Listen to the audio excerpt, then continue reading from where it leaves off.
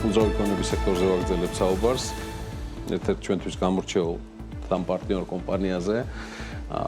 თან იმ ფონზე, რომ მომხმარებლების მოთხოვნები წლიდან წლამდე სულ რაღაცა საინტერესო სიახლეებს და ცვლილებებსაც აჩვენებს და ითხოვენ. და ფაქტია, კვადრატული მეტრების ნაცვლად მთავარი აქცენტი დღეს უკვე დროის ეკონომიის და ცხოვრების ხარისხზე კეთდება და ზუსტად აი ამ მიდგომების საპასუხოდ დეველოპერული ბრენდი Tempo, რომლის პროექტების მხოლოდ ნაწილი მიდის ახლა ჩემი აი ამ შესავალი სიტყვის პარალელურად ბათუმში ქალაქი-ქალაქში კონცეფციით ქმნის ეკოსისტემას და პორტფელში აერთიანებს, რა გითხრათ, აი ესეთ ბრენდებს, როგორიც არის Queen's Residence, Serenade და ასთავარი ახალი სენსა. მე მქონდა რამდენიმე კვირის წინ Tempo-ზე საუბარი, მაგრამ როგორ გარდაქმნის Tempo თვითონ სამშენებლო სტანდარტებს. ამაზე უკვე ვისაუბრებთ სტუდიაში. და დაპირებულად ჩვენთან ერთად არიან ვალერი გასიტაშვილი, ვალერი გახლავთ Tempo-ს დამფუძნებელი და აღმასრულებელი დირექტორი და ჩვენთან ერთად არის ნანა კიკავა. ნანა წარმოადგენს კომპანია Tempo-ს გაყიდვების მიმართულებას, იგი გაყიდვების დირექტორი გახლავთ. დილამშვიდობისა და მადლობა მობრძანებისთვის. როგორ გზანდებით? ხო, კარგად ყველაფერი. ძალიან კარგი. გვიძლევენ და უძლებთ ჩემო ვალერი. ასევად. მე გარკვეულწილად თავის დროზე მოვყევი ის რაც ვნახე და ჩემთვის მოვიძიე Tempo-ს დაფუძნების ისტორიიდან გამომდინარე. თუმცა ვინ თუ არა დამფუძნებელი, რომელიც თავის პარტნიორებთან ერთად რამდენიმე წლის წინ ჩაუდგა ამას ყველაფერს სათავეში, საუკეთესოდ გადმოგვცემს ისტორიას. რა დგას ამ ბრენდის შექმნის უკან, რატომ გადაწყვიტეთ მისი შექმნა და რა მისითხრათ. მადლობა გიორგი, მადლობა მოწვევისთვის. მივესალმებ BMG-ს მაყურებლებს. როდესაც Tempo-ს შექმნაზე დავიწყეთ ფიქრი, გავიაზრეთ ერთი მარტივი ჭეშმარიტება რა, რომ ყველაზე ძვირფასი რაც ადამიანს აქვს ეს არის დრო.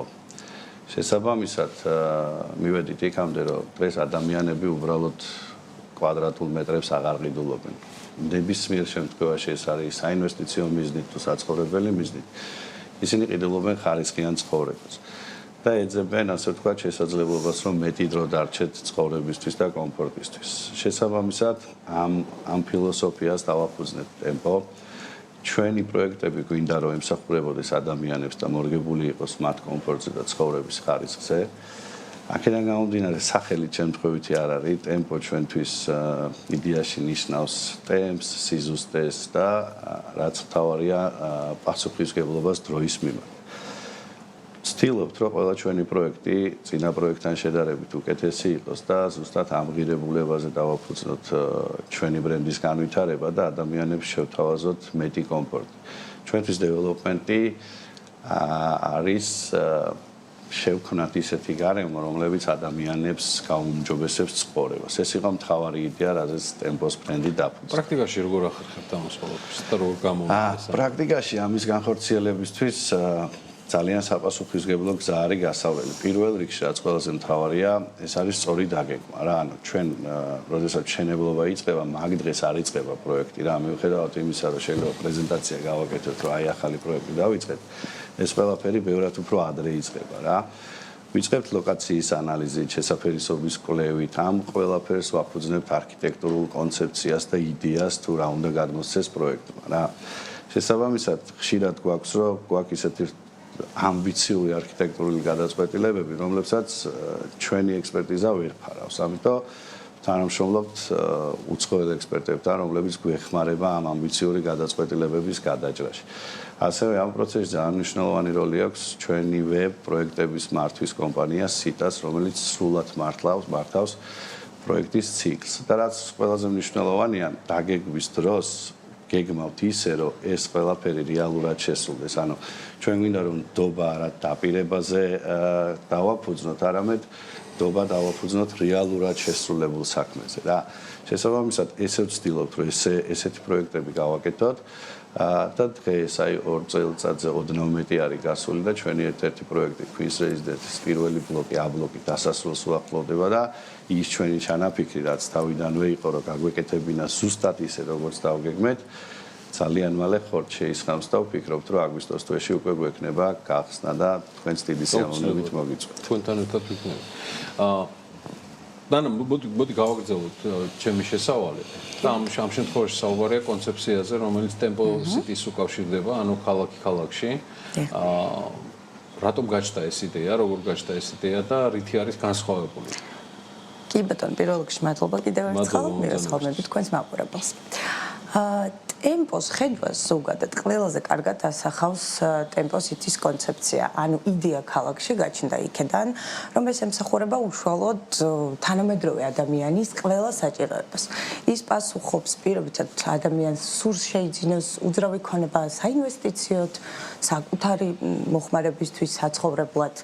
ამ გარემოში, ანუ აქ ჩვენ არ ვსაუბრობთ მხოლოდ რამდენიმე პროექტის გაერთიანებაზე Queen's Residence-ზე ან Serenade-ზე. აქ არის სივრცე, სადაც ჩვენ შევქმნით ერთიან გარემოს, ერთიან ეკოსისტემას, სპორტული სივრცეებით, გამაჯანსაღებელი სივრცეებით, ყველა ის გარემო, რაც საჭიროა მოკლედ ადამიანისთვის. ჩემს მაგალითზე ავიღოთ, გნევოთ როგორც ინვესტორის ამ პოტენციური მყიდველის. როგორ ადგენთ, რა შეიძლება იყოს საინტერესო პოტენციური მყიდველისთვის? ანუ ის ადამიანი ვალერის თქმის არ იყოს უკვე გაზრდილები არიან იმ დონეზე, რომ არ მოდიან კვადრატული მეტრების შესაძენად.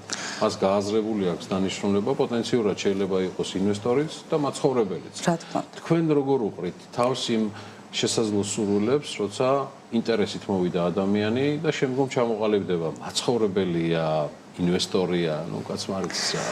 კი ბატონო, ამაში მე გეთანხმებით. უპირველეს ყოვლისა მართლაც ესეა, ხო, წლების განმავლობაში უშუალოდ მომხმარებელი გაიზარდა. მისი მოთხოვნილება შეიცვალა, რომ დავაკვირდეთ, ის ბევრად უფრო ინფორმირებულია დღის მდგომარეობით, რაც რა თქმა უნდა ამარტივებს მისთვის აი ამ გზას კვლევის. მაგრამ ჩვენ როგორც კომპანია ამ შემთხვევაში უკვე დაზუსტებას ვაკეთებთ, რომ ხვდებით ადამიანს რა საჭიროებები აქვს და მხოლოდ ამ საჭიროებების შესაბამისად უკვე ვარგებთ ამა თუ იმ პროექტს. მაგალითად, ეს შეიძლება ორი ადამიანი შეიძლება ერთ-ერთი ბიუჯეტით მოვიდეს ჩვენთან, ხო? მაგრამ კონდეს სრულიად განსხვავებული მოთხოვნა და რაღაც კონკრეტული მიზანი, რა თქმა უნდა. ამ შემთხვევაში თუ დავადგინეთ რა საჭიროება აქვს, მე უკვე მივდივართ შეთავაზებით. Tempo City რომ ავიღოთ, აქ გვაქვს ორი განსხვავებული, ერთმანეთისგან განსხვავებული პროდუქტი, Queen's Residence და Serenade. Queen's არის იმ ადამიანებისთვის, ვინც ახალი ბულვარის ტერიტორიაზე ბათუმში ეძებს სრულყოფილ ინფრასტრუქტურას, მათ შორის განსხვავებულ არქიტექტურას და ყველა სერვისს საცხოვრებლად. ნებისმიერ შემთხვევაში, როცა ჩვენ ვსაუბრობთ უძრავი ქონების შეძენაზე, ეს ხომ აქტივია. ეს ნებისმიერ შემთხვევაში არის უკვე განხორციელებული ინვესტიცია. ხოლო Serenade შეიძლება შევთავაზოთ ისეთ ადამიანებს, ვისთვისაც ვიზუალური იდენტობა ძალიან დიდი მნიშვნელობის. აი, რა საინვესტიციო პოტენციალზე და პოტენციურ შემოსავლებზე შეიძლება იყოს ფიქრი ინვესტორის შემთხვევაში? როგორც ვალერმა აღნიშნა, ხო ჩვენთვის ძალიან მნიშვნელოვანია, რომ ადამიანები გვენდობოდნენ. ამიტომ, როდესაც რაღაც ციფრებს ვასახელებთ, ეს აუცილებლად ეყრდნობა კონკრეტულ კვლევებს. და არ ვამბობ ხოლმე რაღაც ერთ ციფრს ამ შემთხვევაში. ეს არის პროექტიდან და მიზნებიდან გამომდინარე 14 და 16%-მდე უკუგება წლიურად, ოღონდ აქაც იმის და მიხედვით, რა თქმა უნდა, რა მიზანი შეიძლება კონდეს ჩვენს მომხმარებელს. კი ბატონო. პროექტის სენსა ვალერი, რომელიც რაღაცა ისეთ სენტიმენტებს იწვევს, რომელიც ნანასაც შემომჩნევ, ვიდრე ეთერში შემოვიდოდით. რითია ეს პროექტი განსხვავებული და როდის ვიხდით, რომ დიახ, სრულიად ახალი კონცეფციის შექმნის დრო იყო და შეთავაზებისაც. კი ბატონო, პროექტის სენსა ჩვენი უახლესი პროექტია, რომლის ასე ვთქვათ, წარდგენა ჩვენ სოციალურ სივრცეებში უკვე გავაკეთეთ, თუმცა მისი ოფიციალური პრეზენტაცია 21 ივლისს გვაქვს დაგეგმილი და იქ კიდევ უფრო მეც გავაცნობთ ჩვენს პოტენციურ მომხმარებელს. თუმცა აქვე რა ვთქვათ რა, ნებისმიერი ახალი პროექტი, როცა მასზე ვიწყებთ ჩვენ მუშაობას რა, ვიწყებთ ერთი მნიშვნელოვანი კითხვით, რომ როგორ იცხოვრებს ამ პროექტში ადამიანი და როგორ იგრძნობს ის იქ თავს. აქედან გამომდინარე, ჩვენ თუ დღევანდელი ცხოვრების ტემპს შევხედავთ, ხო, ანუ აჩქარებულია ცხოვრება, უზარმაზარი ინფორმაციის ნაკადია, მოკლედ ამ ქაოტურ და ქაოსურ გარემოში ცოტა გადაღლილები ვართ რა და შესაბამისად სახლი და გარემო, სადაც ადამიანი თავისუფალ დროს ატარებს, ბევრად მეტ ღირებულებას იძენს, ვიდრე უბრალოდ რაღაც სივრცე, სადაც ადამიანი გამოიძინებს. სწორედ ამ იდეას დავეყრდენით და ამ აზრზე დაფუძნებით განავითარეთ პროექტის კონცეფცია, რომელიც ვფიქრობთ, რომ მათ შორის სახელიც ასახავს სენსაციას, ანუ ბერძნობასთან ახლოს არის და რაღაც ამ ემოციურ კავშირს ადგენს. ვფიქრობთ, რომ შევძელით ისეთი პროექტის კონცეფციის დადგენა, რომელიც რეალურად შექმნის ამღირებულებას და რეალურად მისცემს ადამიანებს შესაძლებლობას იცხოვრონ მშვიდ გარემოში და აკიდგინონ დაკარგული ენერგიები. ვალერი, ტემპოს სხვა პროექტებისგან ის არქიტექტურულადაც განსხვავდება. ყოველ შემთხვევაში მე ეს დავისწრება დამჭა და ამ გადაწყვეტილების მიზეზი რა არის? ნახეთ როგორ არის დეველოპმენტში არსებობს რამდენიმე გზა, მოკლედ შეგვიძლია რომ რაღაც დავაშაბლონოთ ერთი პროექტი და ყველა ახალი ვანვითაროთ, მცირე დეტალების შეცვლით და ვიცოდეთ რომ მოკლედ ჩვენ ამას კარგად ვაკეთებთ. ჩვენ ესე არ უდგებით საკითხს, ჩვენ გვინდა რომ ჩვენი ყველა მომდევნო პროექტი იყოს გამორჩეული და აქცენტს ვაკეთებთ, რა თქმა უნდა, მის ლოკაციაზე და იმ კვლევებზე, რასაც მანამდე ვიწყებთ რა. როგორც იცით, ბოტანიკური ბაღის მეზობლად მდებარეობს პროექტი. შესაბამისად, როცა დავიწყეთ არქიტექტურულ კონცეფციაზე, ფიქრი აქ ნათელი იყო, რომ ჩვენ ბუნებას და ბოტანიკურ ბაღს კონკურენციას ვერ გაუწევდით რა.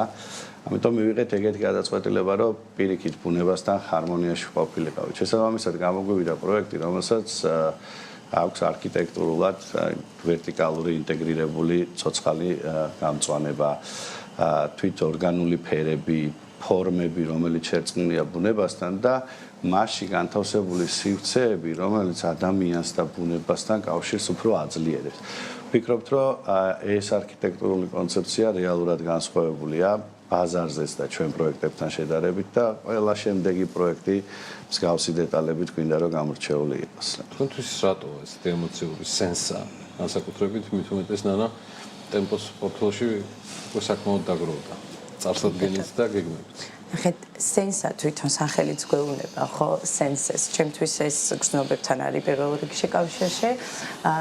როდესაც ნებისმიერ პროექტს ვიწყებთ და გეგმავთ სახელიდან დაწყებული არქიტექტურით დასრულებული, ვითვალისწინებთ არა მხოლოდ რაღაც მაჩვენებლებს ეკონომიკურს.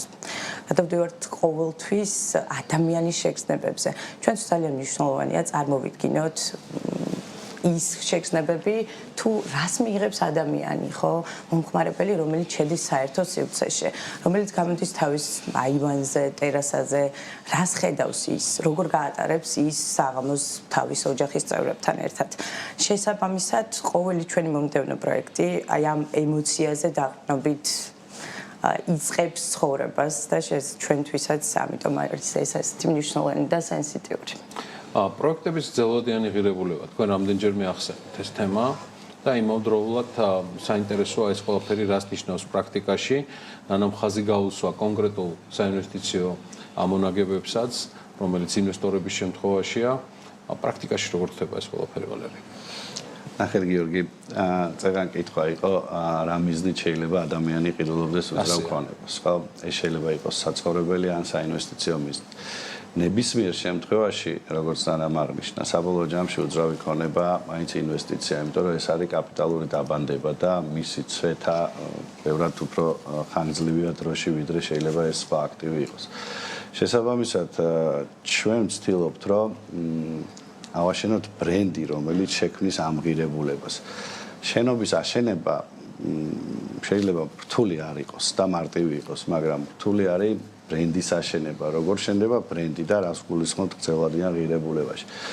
ჩვენ რო დღეს ვგეგმავთ შენობას, უყურებთ, ვცდილობთ რომ გადმოვხედოთ მომავლიდან. დღეს შევარჩიოთ ისეთი მასალები, დღეს შევარჩიოთ ისეთი არქიტექტურული კონცეფცია, რომელიც 10 წლის შემდეგ, აი მაშინ როცა ახლის ეფექტი გაივლის, მაშინ შეიძენს ღირებულებას. მინიმუმ არ დაკარგავს ღირებულებას და თუ ღირებულებას არ დაკარგავს, ჩვენ ვფიქრობთ, რომ ეს ღირებულების დასნიშნავს. შესაბამისად, ამაზე ამით მივიღებთ ჩვენ იმ ბრენდის ღირებულებას, რომელიც გვინდა რომ შევქმნათ, იმ კმაყოფილი კლიენტებით, რომელმაც დღეს ინვესტიცია განახორციელეს და 10 წლის თავზე ეს ინვესტიცია გაათმაგებული ღირებულების შეიძლება იყოს. ზუსტად აქ ვფიქრობთ, რომ ბრენდის ღირებულებაც აქედან გამომდინარე შეგვიძლია რომ გავაუმჯობესოთ ესე. ასეთ იქნება თქვენი ხედვით 10 წლის მერე ტემპოს მთავარი ღირებულება და აქტივებიც. კი. 10 წლის შემდეგ, ნახეთ როგორ არის, როგორ ხედავთ 10 წლის შემდეგ ტემპოს, ხო? ეხლა ფაქტია და რა თქმა უნდა, ყველა ბიზნესის სურვილია რომ გავიზარდოთ. ოღონდ ზრდა მხოლოდ აი აშენებული კვადრატული მეტრებით არ გვინდა რომ შეფასდეს რა. ჩვენი 10 წლის მერე გადმოსახედიდან გვინდა შევფასეთ დობით. ანუ ის მომხმარებლები, რომლებიც ჩვენთან შეიძინა უძრავი ქონება, თუ იტყვიან რომ მათ სწორი არჩევანი გააკეთეს ტემპოსთან თანამშრომლობით, ეგ იქნება ჩვენთვის წარმატების მაჩვენებელი. ეგ იქნება ჩვენთვის ბრენდის ღირებულების შექმნა. ვისარგებლებ შემთხვევით რომ თქვენს და ნანაც აკრძანდებით და როგორ აყვებათ ბაზარი? ანუ ამ შემთხვევაში გულისხმობ თვითონ ბათუმს, საიდანაც ტემპომ დაიწყო, მე დარწმუნებული ვარ რომ თქვენი ტემპებით, მიდგომებით, გემოვნებით ან დარგაჩერდებით ეს ჩემი პირადი დაკვირვებაა, მაგრამ პირადად თქვენ როგორ აფასებთ უძრავი ქონების ბაზარს, კონკრეტულად ბათუმისას, რომელიც ბოლო პერიოდში მნიშვნელოვნად გაიზარდა და რა პერსპექტივებს ხედავთ? ნახეთ გიორგი, მე მაინც ვფიქრობ, რომ ბათუმის უძრავი ქონების ბაზარი და ზოგადად ქალაქის განვითარება ჯერ კიდევ საწყის ეტაპზეა რა. და ეს არ არის განპირობებული მხოლოდ ტურიზმის ზრდით რა. იზრდება ინფრასტრუქტურა, გაფართოვდა ავიამიმოსვლა, სულ უფრო მეტი ადამიანი ინტერესდება ბათუმში ცხოვრებით ან საკუთარი კაპიტალის განთავსებით. ეს ყველაფერი მიგვიყვანს იქამდე, რომ კონკურენცია არ იქნება მხოლოდ ფასით. კონკურენცია გადავა ხარისხზე და გადავა იმ ბრენდის გამოცდილებაზე, რომელსაც დეველოპერი შექმნის. შესაბამისად, მომდევნო 10 წლეულების განმავლობაში ვფიქრობთ, რომ ეს ბაზარი კიდევ უფრო განვითარდება და ჩვენ ვალდებული ვართ, რომ ამ განვითარებას ფეხი ავუყოთ და შევეცადოთ დღეს დავინახოთ ის, რაც მომავალში უნდა იყოს მოლოდინი ამ ბაზარზე. და რა ხდის ბათუმს საინვესტიციო ხო, აი მე მინდოდა ეხლა რომ დამემატებია ალბათ ის რომ ბათუმი უკვე დიდი ხანი აღარ არის მხოლოდ საკურორტო ქალაქი. ვიცრებით და ის ძალიან აშკარაა ბოლო წლების განმავლობაში. იქიდან გამომდინარე რომ ვხედავთ ამ დინამიკას. ეს არ არის მხოლოდ საცხოვრებელი ან მხოლოდ რაღაცა საზაფხულო მიმართულება.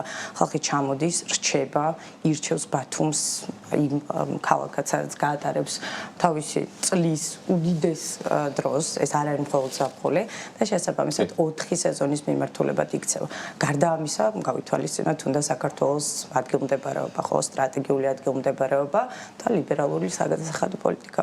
და ბათუმი მიდის ამისკენ და ბათუმს შეეწყო, რომ ეს აღარ არის მხოლოდ ზაფხულის ქალაქი. კი ბატონო. ეს ჩანს განსაკუთრებით ბოლო წლებია. მე ვფიქრობ, სწორედ ეს არის. კარგი. ვაგრძელებთ ტემპოს ტემპებით. ძალიან დიდი მადლობა. ცხოვრებას, ინვესტირებას და თქვენთან ურთიერთობას. წარმატებები მინდა უსურვო კომპანია ტემპოს, ვალერი გასიტაშვილი, ტემპოს მმართველი პარტნიორი, დამფუძნებელი და აღმასრულებელი დირექტორი და ნანა ქიქავა, ტემპოს გაყიდვების დირექტორი. უსურვოთ წარმატებები ტემპოს და მის გუნდს და მადლობა კიდევ ერთხელ მობრძანებისთვის.